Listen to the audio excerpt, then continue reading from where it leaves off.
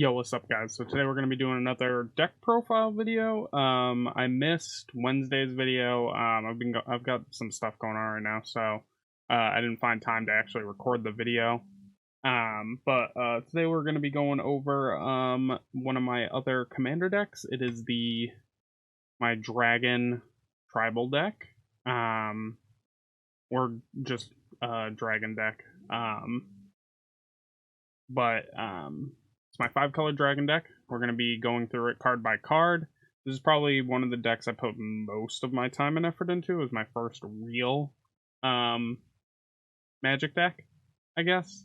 Our first real Commander deck. Because when I started playing Commander, or around the time I started playing Commander, the first precon that I bought that came out, because I didn't buy any of the earlier precons, was the Dragon precon. So I put a lot of time, a lot of money into this. So we're gonna go into it, but before we get into the video, I want you guys to go down there, hit that red subscribe button. My analytics tell me about 70 to 75% of you guys are not subscribed that watch the videos. Every bit of support helps. But yeah, let's get right into it, guys. Alright, guys, so this is my 5-color dragon deck. It is under the commander, the Dragon. A 5-color 10/10. It costs 9 mana. He's a dragon avatar. Has Eminence. Eminence is an ability that only got really printed once besides the OG. Can't remember his name. But he had like a pseudo Eminence ability before it had a name. Eminence has only ever been printed once. And it was in the 2017 commander decks. On the 4 commanders. This one specifically, while the Dragon is in the command zone and or the battlefield, makes your dragon spells cost 1 less to cast. Not including him, just other ones. As flying, he's a 10/10, and says whenever one or more dragons you control attack, draw that many cards, you may put a permanent card from your hand onto the battlefield. He is like the de facto 5-color dragon. And then we get into the creatures. Let me just grab them. Technically those 2 are creatures, but we'll keep them down there because they're artifacts as well. This was the old 5-color dragon used to run. It was Scion of the Dragon. Then we have the new 5-color dragon, Tiamat, from the D&D sets. These are some of the strongest dragons in Magic, which is that you want in basically in all colors dragon deck. We have Okagachi Vengeful Kami from the 2017. We have one of the strongest dragon creatures I've ever seen, the Ancient Copper Dragon. It's literally like if you can get an attack off with this and deal damage, like you're swimming in mana. We have Ancient Brass Dragon. We have Miram the Sentinel Worm. We have a Corlessa Scale Singer. We have a 2-headed Hellkite. We have a Hellkite Courser. Give me 1 second. There we go. We have a Hellkite Charger, an Utvara Hellkite. We have Dragon Lord Dromaka. We have a Sunscorch Regent, yep. We have a Scale Lord Reckoner. We have a Teneb the Harvester. We have a Red Dragon. We have Yosei the Morning Star. We have a Thundermaw Hellkite. We have a Crystal Dragon. We have a Thrakis the Butcher. We have a Croesus the Purger. We have a Sapphire Dragon. We have Deathbringer Regent. A Topaz Dragon. A Scourge of Valkis. A Dragon Turtle. An Atarka World Render. A White Dragon. We have Ebondeath Dracolich. We have some of the support cards for the dragon deck, which would be Dragon Lord Servant, makes your dragons cost 1 less to cast. We have a Dragon Master Outcast. He creates dragons, hence the 2 5/5 red dragon tokens. We have a Dragon Speaker Shaman, also makes your dragon spells cost 2 less to cast. We have a Dragon's Disciple, gives your dragons ward 1, very nice. And then we have Taigum Ojutai Master.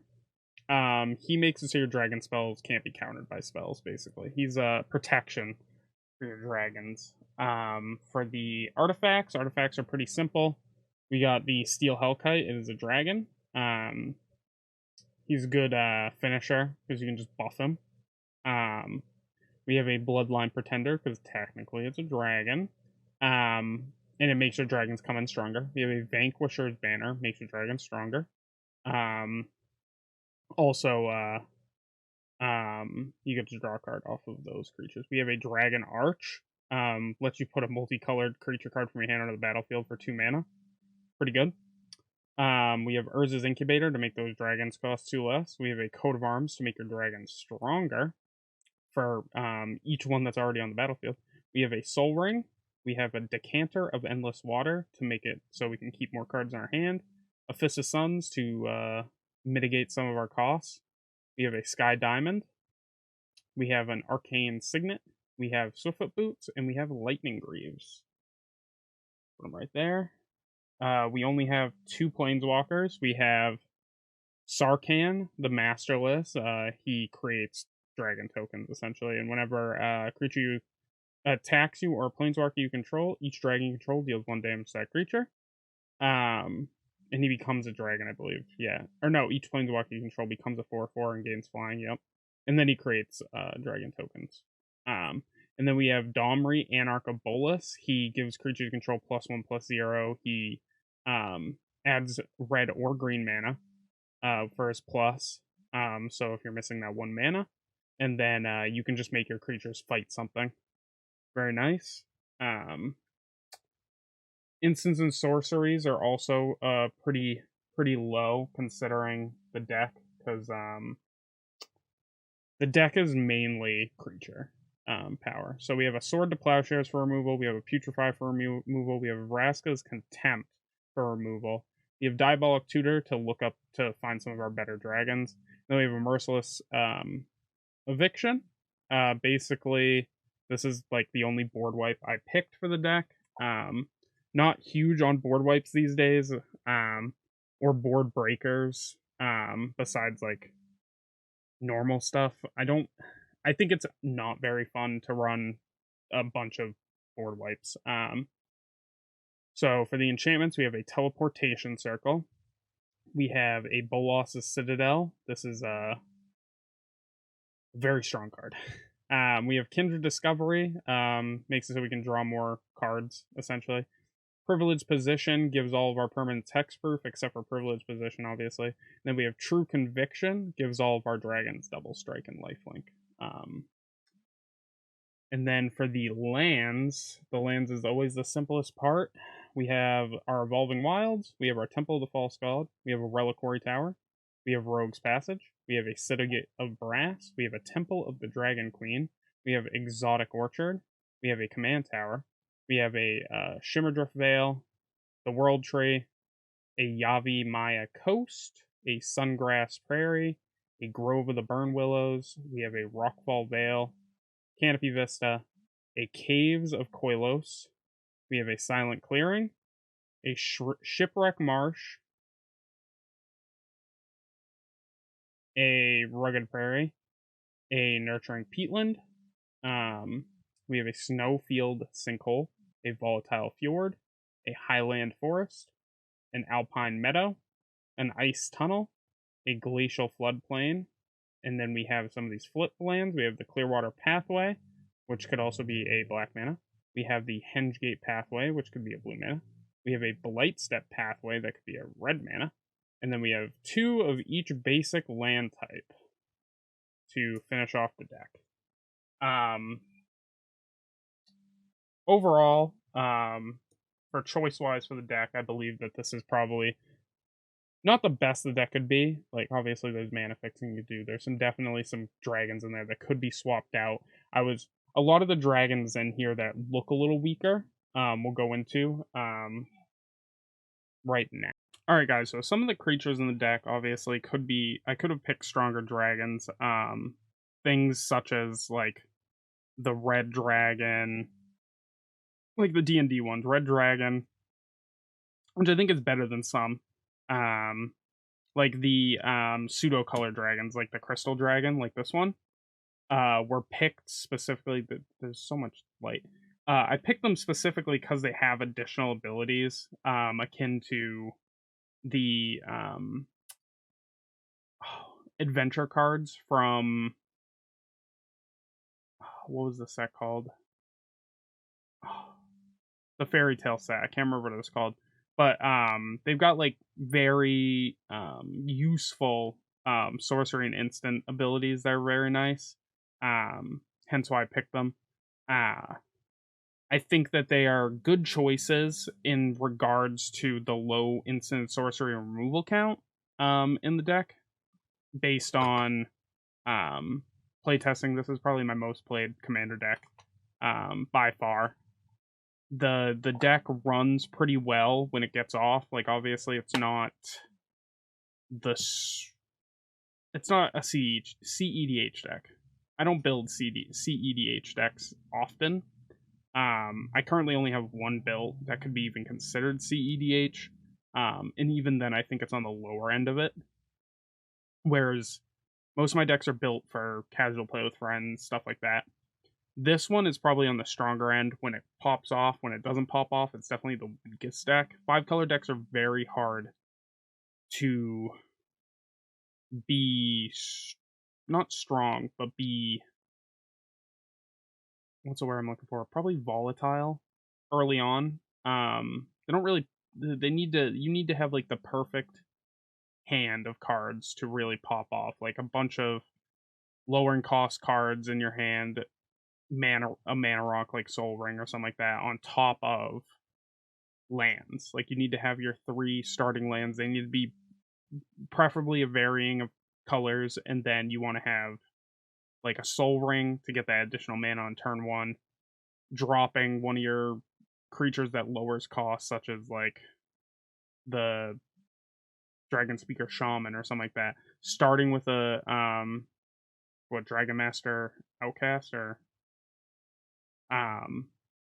starting with one of those in hand and being able to drop it quick and then start ramping up land is very good. There's a few cards I have planned on adding to the deck.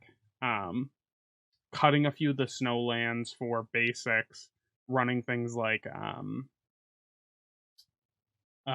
what's the mono green tutor card? Or Sky Shroud Claim, I think that's called. The one that lets you grab 2 forests from your deck, put them onto the battlefield. Or your library, sorry, deck, library, whatever you want to call it. There are a few cards I've considered adding to help with mana fixing, but there's also a reason why the snowlands are in there. There is a modification to the deck that I plan on adding. I plan on adding Yorm, I think, from the Kaldheim set, the one that untaps all your snow permanents. Him late game with those snow permanents, like it'd be different if all my lands were snow permanents, but like having those nice mana fixing cards, and double colored lands and stuff like that, pain lands, everything, really help with mana. But if I were to replace all of the basics with snow basics, and then maybe cut back on some of the special lands and opt for more snow cards, having Yorm in the deck and being able to retrieve him because he is a legendary. Cards like Crystal Dragon that can grab a legendary creature out of your graveyard and stuff like that could really help with keeping him on the board, tapping him, untapping all of your snow permanents, being able to basically have a second turn is really strong. But as the deck is, it's probably one of my favorites. It's kind of got like that pet deck feel, kind of like with Carador. Carador is a little bit more consistent, but it's also like nostalgia because it was the first pre-constructed deck I bought and edited, and the day I bought it, I won with it. Played against mono blue control deck that a guy was playing in a cube with two of my buddies, 3 of my buddies. I think it was actually a 5-player match. It was me, 2 of my buddies, and then these 2 other guys. One of them was the mono blue. It was down to us 2. Got to tutor for a dragon card. Or no, it was Scion of the Air Dragon, tapped, turns him into one of my dragons in deck, had a board state that let me swing, picked Udvara Hellkite, tapped a Tarka World Render to give me extra. No, it wasn't a Tarka World Render. There's one that gives you extra mana. Can't remember what it's like. I can't remember what its name is. It's not in the deck anymore, but essentially gives you 3 red, 3 green. Had Hellkite Charger on the field. Basically got a second attack with a bunch of dragons. It was very like clutch kind of end game state, but that kind of like shows how this deck kind of has stuck with me overall. Being the first pre-constructed commander deck, not the first commander deck I played, but the first pre-constructed commander deck I bought pre-con, and being able to win with it the day I got it. It's definitely from the 2017 commander decks, not the strongest of the bunches. The strongest of the bunch was definitely the vampire deck. Weakest of the bunch was the cat commander deck. And then there was a wizard tribal, I think, that wasn't very strong. People thought it was going to be like the best out of box one to up, or no, not best out of box one to up, but best one to upgrade. When it turned out the strongest one to upgrade was the vampire one, which was Edward Markov. Edward? No, Edgar Markov. But yeah, that's the video, guys. Let me know what you think about the deck, improvements I can make in the comments, things that you want to see. If you want to see more of my commander decks, I'm probably going to keep uploading them. But if you guys want to see me create new commander decks, I'm always down to brew. Love making commander decks. If there's any command or any magic related product you want to see, Yu-Gi-Oh related product, if you want to see Pokemon stuff, I have been planning on it. It's just getting around to it with the holidays and stuff. It's kind of tight. Figuring out gifts and all that jazz. If you want to see it, let me know. If you guys like the video, don't forget to like, subscribe, hit that bell notification button down below to know when my videos go live, and I'll catch you guys in the next one. Peace.